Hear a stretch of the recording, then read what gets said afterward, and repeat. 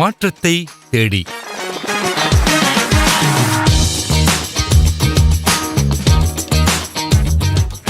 மாறும் இந்த உலகில் இறைவனின் வார்த்தை ஒன்றுதான் என்றுமே மாறாதது. அந்த மாறாத இறைவனின் வார்த்தை மனித வாழ்க்கையில் கொண்டு வரும் மெய்யான மாற்றத்தை நாடி தேடும் மக்களுக்காக வாரந்தோறும் வான் அலைகளில் வலம் வரும் மாற்றத்தை தேடி என்ற இந்த நிகழ்ச்சிக்கு அன்பு நேயர்கள் அனைவரையும் அன்போடு அழைக்கின்றோம். அன்பு நேயர்களே, கடந்த வாரம் மாற்றத்தை தேடி நிகழ்ச்சியை செவிமடுத்து கருத்துக்களையும் விமர்சனங்களையும் அனுப்பி வைத்தவர்களுக்கும் மற்றும் தொலைபேசியிலே தொடர்பு கொண்டவர்களுக்கும் எமது உள்ளத்தின் ஆழத்திலிருந்து நன்றிகளை தெரிவித்துக் கொள்கின்றோம். தொடர்ந்து நிகழ்ச்சியை செவிமடுப்பதோடு நிகழ்ச்சி குறித்து மற்றவர்களுக்கும் அறியச் செய்யுங்கள். நிகழ்ச்சியின் முதல் அம்சமாக இதயத்தை தொடும் பாடல்.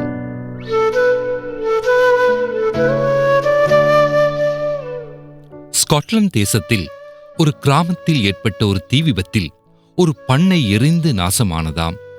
அந்த தீ விபத்திற்கு பின் அந்த பண்ணையை பார்வையிட வந்த அதன் சொந்தக்காரரான விவசாயி அந்த பண்ணையில் இருந்த கோழிகளின் கொட்டகைக்குள் தீயினால் எரிந்து ஒரு பந்தை போல இறந்த நிலையில் இருந்த ஒரு கோழியை தன் கால்களினால் தட்டி பார்த்தாராம். அப்போது இறந்து கிடந்த அந்த கோழியின் இறக்கைக்குள்ளே 6 உயிருள்ள சிறு கோழி குஞ்சுகள் வெளியே வந்தனவாம். அந்த தாய்க்கோழி தான் இறக்கும் நிலையிலும் தன் செட்டைக்குள் தன் குஞ்சுகளை பத்திரமாய் அரவணைத்து பாதுகாத்ததை அந்த விவசாயி அறிந்து கொண்டாராம். இதே போன்றதான நம் அனைவரது உள்ளத்தையும் உலுக்கிய ஒரு சோக சம்பவம் அண்மையில் இடம்பெற்றதை நாம் அறிவோம். இலங்கையில் கெரண்டி ஹெல்ல என்ற இடத்தில் ஒரு பஸ் 350 அடி ஆழத்தில் விழுந்து அதில் பலர் மரணித்த செய்தியையும் பலர் காயப்பட்ட செய்தியையும் நாம் கேள்விப்பட்டோம். அந்த விபத்தின் நடுவில் நம் மனதை உருக வைக்கும் ஒரு தாயின் தியாகச் செயலை நீங்கள் கேள்விப்பட்டிருக்கலாம்.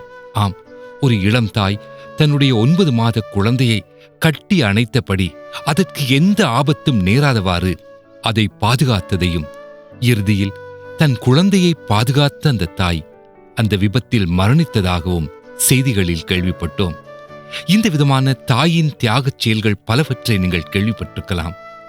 அதனால் தான் பரிசுத்த வேதாகமத்தில் தன்னலமற்ற இறைவனின் அன்பு ஒரு தாயின் அன்புக்கு ஒப்பாகச் சொல்லப்பட்டிருக்கிறது. பாலூட்டும் தாய் தன்னுடைய குழந்தையை மறப்பாளோ? அவள் தனது கற்பத்தில் பிறந்ததின் மீது கருணை காட்டாதிருப்பாளோ? அவ்வாறு அவள் மறந்தாலும் நான் உன்னை மறப்பதில்லை, இதோ நான் என் உள்ளங்கைகளில் உன்னை வரைந்திருக்கிறேன் என்று இறைவன் கூறுகின்றார். ஒருவேளை இதை கேட்டுக்கொண்டிருக்கும் நீங்கள் ஏதோ ஒரு கவலையினாலும் மனப்பாரத்தினாலும் உள்ளம் உடைந்து போனவர்களாக இருக்கின்றீர்களா? உங்கள் வேதனையின் மத்தியில் ஒரு தாயை காட்டிலும் மேலாக உங்களை தேற்றக்கூடிய, உங்களை ஆறுதல் படுத்தக்கூடிய ஒரு ஆறுதலின் தேவனாக நம்முடைய ஆண்டவராகிய இயேசு கிறிஸ்து இருக்கிறார் என்பதை மறந்து போக வேண்டாம்.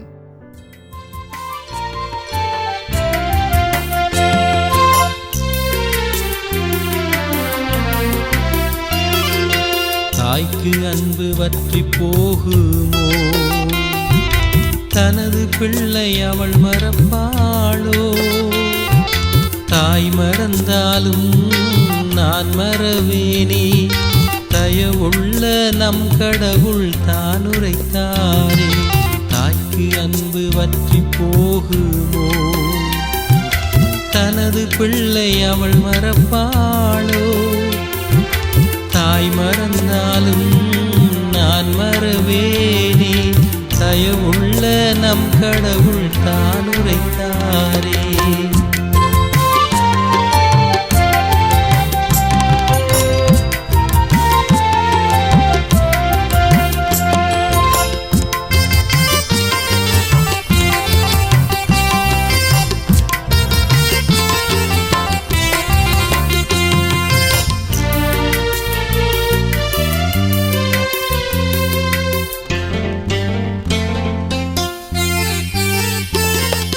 குன்று கூட அசைந்து போகலாம், குகைகள் கூட பெயர்ந்து போகலாம். குன்று கூட அசைந்து போகலாம், குகைகள் கூட பெயர்ந்து போகலாம். அன்பு கொண்ட எந்த நெஞ்ச நெஞ்சமே அசைவதில்லை பெயர்வதில்லையே. அன்பு கொண்ட எந்த நெஞ்சமே அசைவதில்லை பெயர்வதில்லையே. தாய்க்கு அன்பு வற்றி போகுமோ?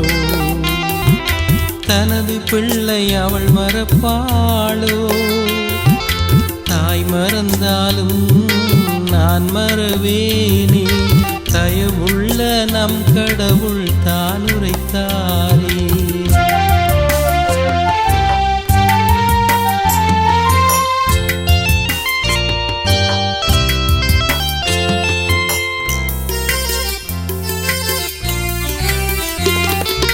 அன்பினாலும் நானும் காட்டவே,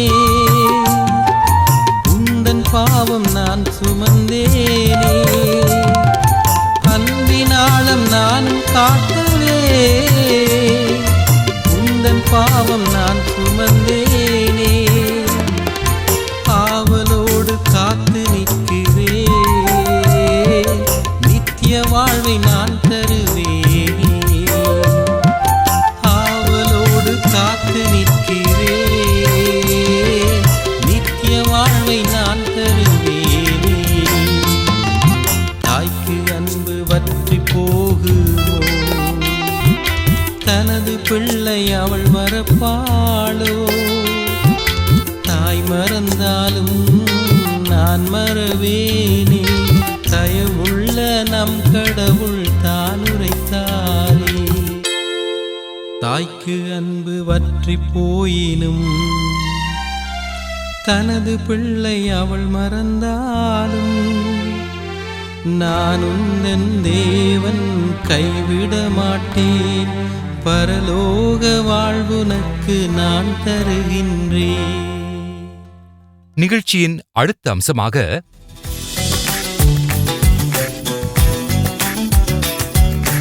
சரித்திரத்திலிருந்து ஒரு பகிர்வு.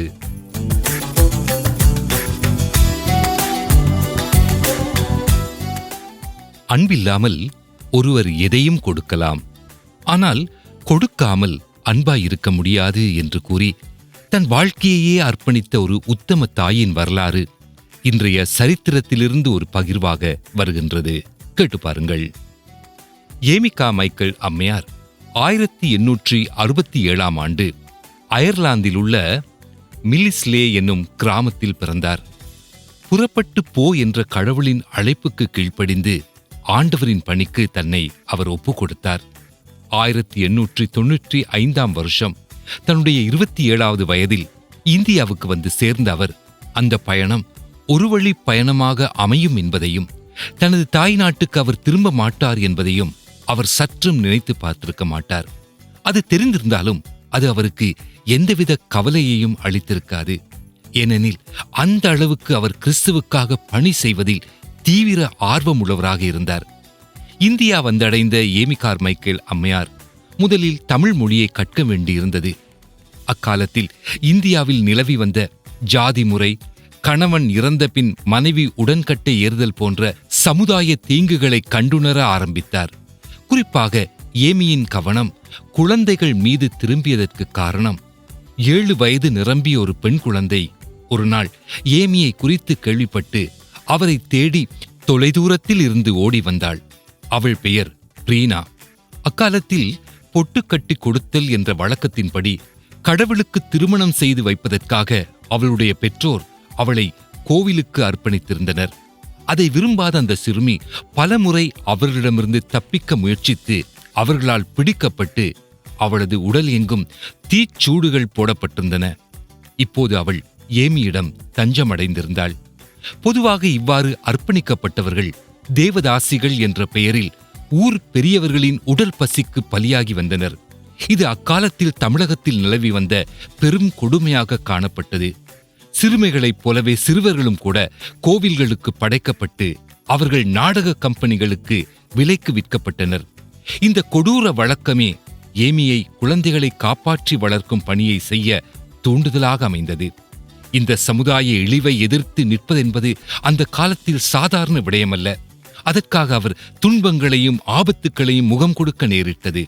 ஆனாலும் ஏமி இந்த கொடுமையிலிருந்து பிள்ளைகளை காப்பாற்றி அவர்களை வளர்க்கும் பணிக்கென தன்னை அர்ப்பணித்தார். இந்த குழந்தைகள் அன்போடு அழைக்கும் அம்மாவாகவும் மாறினார். அந்த பெயரே கடைசி வரை ஏமியின் பெயராக நிலைத்தது. இந்த குழந்தைகளை பராமரிப்பதற்காக டோனாவூர் என்ற இடத்தை அவர் தெரிவு செய்து அங்கு 3 அறைகள் கொண்ட ஒரு சிறு வீட்டில் அந்த பிள்ளைகளை வளர்க்க ஆரம்பித்தார். பின்பு அதுவே வளர்ச்சி அடைந்து டோனாவூர் ஐக்கியம் என்ற பெயரில் 1000க்கும் மேற்பட்ட சிறுமிகளும் சிறுவர்களும் வளர்ந்து கல்வி பயிலும் ஒரு இல்லமாக மாறியது.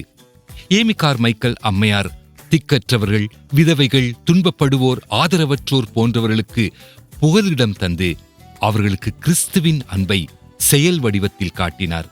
தனது வயதான காலத்தில் ஒரு விபத்தின் காரணமாக எழுந்து நடக்க முடியாத நிலையை அடைந்தார். ஆனாலும் அவர் தனது பணிகளை நிறுத்திக் கொள்ளவில்லை. இறுதியில் தன்னுடைய 83ஆம் வயதில் 1951ஆம் ஆண்டு ஜனவரி 18ஆம் நாள் கர்த்தருக்குள் மரணித்தார். அவர் ஆரம்பித்த டோனாவூர் பணிகள் இன்றும் தொடர்ந்து நடைபெற்று வருகின்றன. சமுதாயத்தில் புறக்கணிக்கப்பட்ட பூ போன்ற குழந்தைகளை கோரமான அரக்கத்தனத்திலிருந்து காப்பாற்றி வளர்த்த சமூக சேவையை ஏமி தனியொருவராக பல்வேறு எதிர்ப்புகளுக்கு மத்தியில் செய்திருக்கிறார். ஏமி கார்மைக்கல் அவர்களின் சமூக தொண்டு கிறிஸ்துவில் அவர் வைத்திருந்த அன்பினால் உருவான தன்னலமற்ற தொண்டு.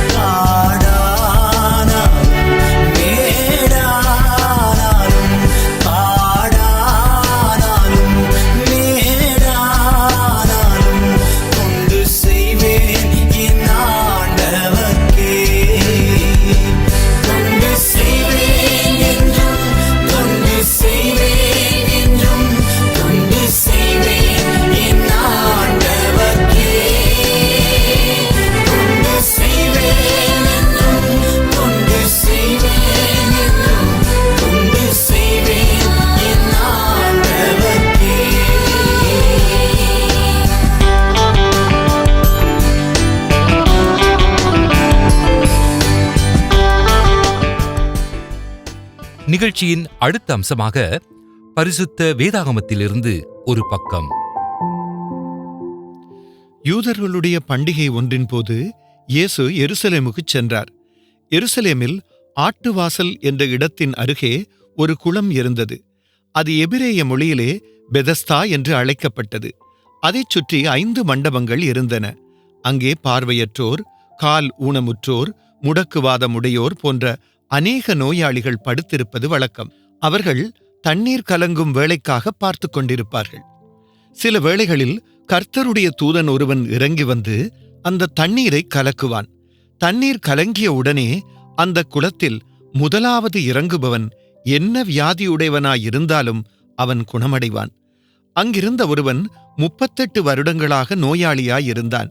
இயேசு அவனைக் கண்டு, அவன் அங்கே அநேக காலமாக இந்நிலையில் கிடப்பதை அறிந்து அவனிடம், நீ குணமடைய விரும்புகிறாயா என்று கேட்டார். அதற்கு அந்த நோயுற்ற மனிதன், ஐயா, தண்ணீர் கலக்கப்படும் போது நான் குளத்தில் இறங்குவதற்கு உதவி செய்ய எனக்கு ஒருவரும் இல்லை. நான் இறங்குவதற்கு முயற்சி செய்கையில் எனக்கு முன் வேறொருவன் இறங்கிவிடுகிறான் என்றான். அப்போது இயேசு அவனிடம், எழுந்திரு, உன் படுக்கையை எடுத்துக்கொண்டு நட என்றார். உடனே அந்த மனிதன் குணமடைந்து தன் படுக்கையை தூக்கிக் கொண்டு நடந்து சென்றான். இது ஒரு யூதருடைய ஓய்வு நாளில் நிகழ்ந்தது. எனவே யூதர் குணமடைந்த அவனிடம், இது ஓய்வு நாள், நீ உனது படுக்கையை தூக்கிக் கொண்டு போவதை நீதிச் சட்டம் தடை செய்கின்றது என்றார்கள். அதற்கு அவன், என்னை குணமாக்கியவர் உன் படுக்கையை எடுத்துக்கொண்டு நட என்று எனக்குச் சொன்னார் என்றான். எனவே அவர்கள் அவனிடம், உன் படுக்கையை எடுத்துக்கொண்டு நட என்று உனக்குச் சொன்னது யார் என்று கேட்டார்கள். குணமடைந்தவனுக்கோ தன்னை குணமாக்கினவர் யார் என்று தெரியாதிருந்தது. ஏனெனில் இயேசு அந்த மக்கள் கூட்டத்திலிருந்து விலகிச் சென்றிருந்தார். பின்பு இயேசு அவனை ஆலயத்தில் கண்டு அவனிடம், இதோ பார், நீ குணமடைந்திருக்கின்றபடியால் இனிமேல் பாவம் செய்யாதே, செய்தால் இதைவிட மோசமான ஏதோ ஒன்று உனக்கு நேரிடலாம் என்றார். பின்பு அந்த மனிதன் போய் தன்னை குணமாக்கியவர் இயேசு என யூதருக்குச் சொன்னான்.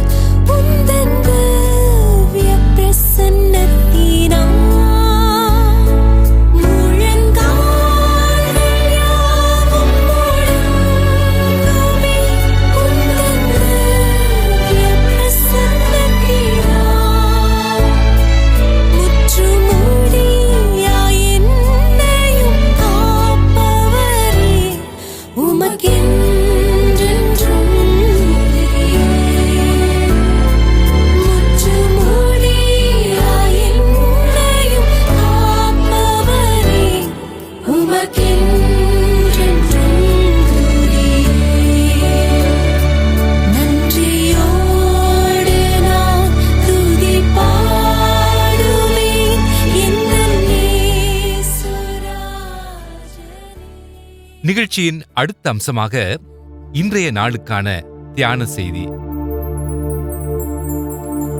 வாழ்க்கையிலே அதிகமான துக்கமும் துயரமும் நம்மை அழுத்தும் போது, நம்மால் ஒன்றுமே செய்ய முடியாத நேரத்தில், நம்முடைய நம்பிக்கை யாவும் அற்றுப்போன நிலையில் நம்மால் செய்யக்கூடிய ஒரே ஒரு காரியம் அழுவதுதான். ஆனால் அதிக பாடுகளுக்கூடாக போன யோபு என்ற தேவபக்தன், நான் போகும் வழியை தேவன் அறிவார், அவர் என்னை சோதித்த பின் நான் பொன்னாக விளங்குவேன் என தன்னுடைய வேதனையின் மத்தியிலும் அந்த வேதனையினால் தனக்கு கிடைக்கப் போகும் நம்பிக்கையை குறித்து கூறுகின்றார். தங்கத்தை நெருப்பினால் சுட்டரிக்கும் பொழுது எப்படியாக நமக்கு பசும் பொன் கிடைக்கின்றதோ அதே வண்ணமாக தன்னுடைய பாடுகளை ஒரு வேதனையின் அனுபவமாக அவர் நோக்காமல் அதை தன்னுடைய வாழ்க்கையிலே தன்னை உருவாக்குவதற்கு தேவன் அனுமதித்த ஒரு கருவியாகவே அவர் நோக்கினார். ஆம் பிரியமானவர்களே, பாடுகள் ஒருபோதும் நம்மை அழிப்பதில்லை. ஆனால் அந்த பாடுகளை குறித்த நம்முடைய தவறான மனப்பான்மையே நம்மை அழிக்கும். எனவேதான் பரிசுத்த பேதுருவும் கூட அதிகமான பாடுகளுக்கூடாக போன கிறிஸ்தவ விசுவாசிகளை ஆறுதல் படுத்தி அவர் எழுதிய கடிதத்தில், அழிந்து போகிற பொன் அக்கினியினாலே சோதிக்கப்படும், அதை பார்க்கிலும் அதிக விலையேற பெற்றதாயிருக்கிற உங்கள் விசுவாசம் சோதிக்கப்பட்டு இயேசு கிறிஸ்து வெளிப்படும் போது உங்களுக்கு புகழ்ச்சியும் கனமும் மகிமையும் உண்டாக காணப்படும் என்று எழுதுகின்றார். இங்கே பேதுரு நீங்கள் வெறுமனே பாடுகளை சகித்துக் கொள்ளுங்கள் என்று எழுதாமல், மாறாக நம்முடைய விசுவாசம் சோதிக்கப்படும் போது அதன் விளைவாக நமக்கு கிடைக்கக்கூடிய ஆசீர்வாதங்கள் என்னென்ன என்பதை நினைவுபடுத்துகின்றார். அண்மையிலே நான் வாசித்த ஒரு கதையை உங்களோடு பகிர்ந்து கொள்ள விரும்புகின்றேன். ஒரு நாள் ஒரு மனிதன் வண்ணாத்தி பூச்சிகள் உருவாகும் பட்டுப்பூச்சி கூடு ஒன்றை கண்டானாம்.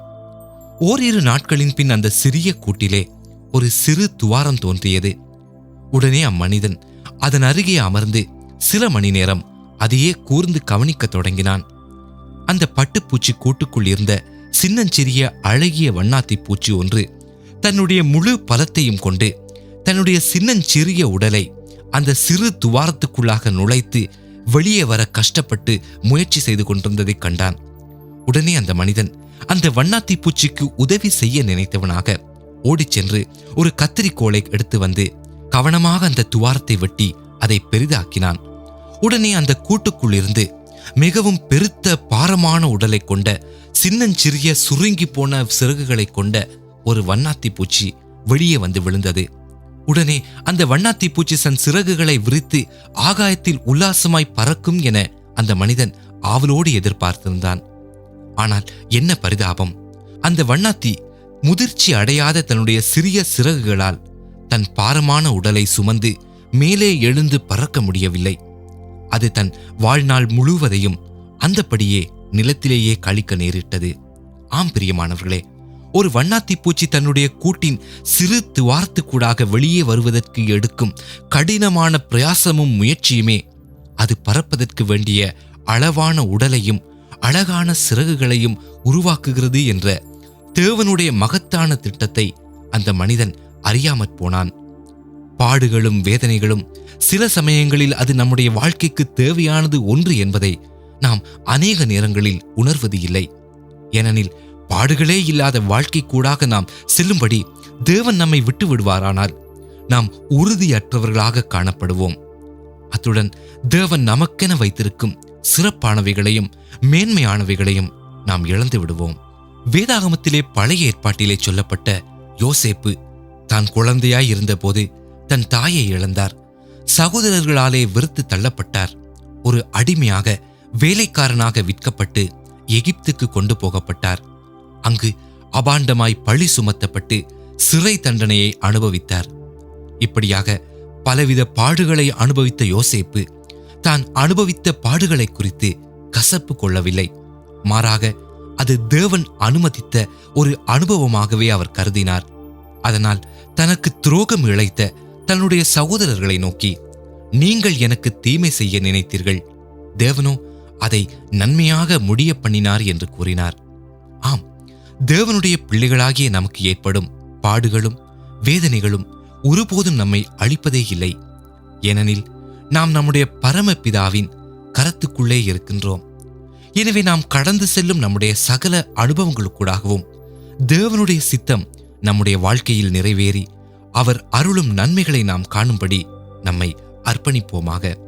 ஆண்டவராகிய இயேசு கிறிஸ்துவின் கிருபையும் சமாதானமும் உங்கள் ஒவ்வொருவரோடும் இன்றைய நாளிலும் வரும் நாட்களிலும் கூட இருப்பதாக. ஆமேன்.